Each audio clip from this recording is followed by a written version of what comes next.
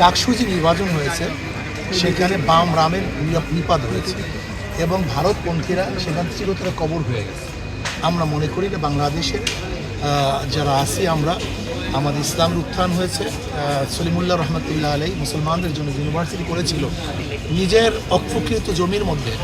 সেই দীর্ঘদিন পর্যন্ত যেখানে আমরা কোর্ট হাসা ছিলাম, মুসলমানদেরকে যেখানে ঠিকমতো চলতে দেওয়া হয়নি, মুসলমানরা বুক খুলে হাঁটতে পারেনি।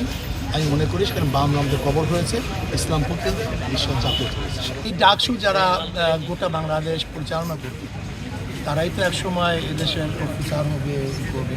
সেখানে আমাদের আর ভালো না, যেরকম ত্রুটিযুক্ত নির্বাচনের কথা বলছে সেরকম ত্রুটি হয়নি, কিন্তু বর্তমানে বাংলাদেশের যে প্রশাসনের যে অবস্থা, সেই প্রশাসনকে যদি ঢেলে না সাজানো হয় সেখানে কোনো অবস্থাতেই সুষ্ঠু নির্বাচনের কোনো সম্ভাবনা নেই।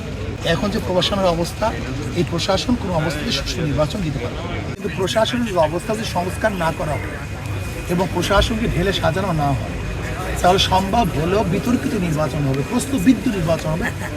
এখানে প্রশ্ন কোনো অবস্থাতেই সুন্দর নিরপেক্ষ নির্বাচন ঘটতে পারে।